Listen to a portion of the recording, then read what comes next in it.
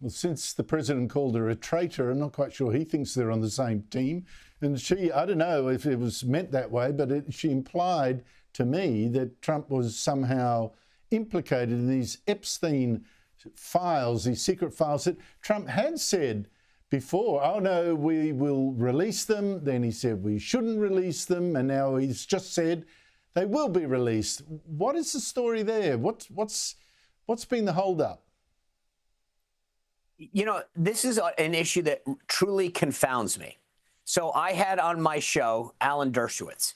Alan Dershowitz, for those who don't know, was Jeffrey Epstein's attorney. He was also a loyal Democrat who defended Donald Trump in his first impeachment because Dershowitz is a true believer in the Constitution. And so he believed that Trump was being wrongfully impeached and stood up for the rule of law, not because he was a big Trump guy, but more because he cares about the rule of law. So I say all that because Alan Dershowitz has extremely strong bona fides when it comes to this particular area. And he has said to me on my show, people can go out and watch it right now on YouTube, when he asked Jeffrey Epstein during the plea part of the Epstein trial, is there anybody that you might have leverage on, that you might have dirt on? And he named Donald Trump specifically, and Epstein said no. Now, Dershowitz's point is to make clear that, like, look, as an attorney, if you have leverage over somebody, that's during the sentencing phase. This is when you want to kind of ask for some wiggle room. Hey, we know a lot of additional information. We can bargain with that. And Dershowitz said, like, point blank, Epstein was clear that Trump had nothing. He had no dirt on Trump. And I think everything that we've seen come out from Ghislaine Maxwell to Virginia Giuffre that have all been central to this case, nobody has ever once implicated Donald Trump in anything. So why this confounds me is that, we know from multiple people now that he was not involved in anything nefarious. So if I were him, I would say, let the chips fall where they may. I understand the concern for privacy for some of the victims and some of the people that might have been falsely accused. But considering the level of public interest in this and considering his past statements on this, I think that they should do everything they can to get every piece of information possible into the public domain. Now, this is just one sign of sort of division on the right. The other, as I've mentioned in the intro to this, is Tucker Carlson, Candace Owens, formerly big supporters of Donald Trump, now criticising him, and also themselves going really loopy, platforming neo-Nazis, apologists for Hitler, outright anti-Semitism on the behalf of Candace Owens, kooky conspiracy theories.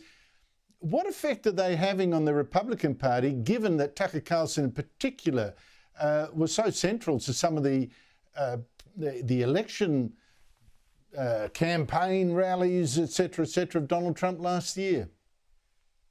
Look, Tucker in particular is a very large voice in the movement. But I've known Tucker a long time. He beats to his own drum. This is not a guy who really gives a crap about public perception or what other people think of him. He's kind of charted his own path for years. And obviously, there's a lot of consternation because of the size of his voice. And so when he has people on the platform, I think what people had hoped from Tucker was that he might push back on that particular guest a lot more, as he had with other people. He's a tough interviewer. The guy, he does his research. He knows his subjects. And I think where the concern primarily from that one interview is that, he didn't push back more. And then writ large, I think there is a little bit of a divide now that we're seeing on the right with Israel as an issue. And it has traditionally been one of those issues that was sort of 100%, maybe 95%. And you're now starting to see some cracks in that in terms of whether or not we should be supporting Israel. I am a big believer that you don't give them unfettered support, but they are the only democracy in the Middle East. They have been a great ally to us. And it is in our national interest to make sure that Israel remains a strong ally and a supported ally in the region.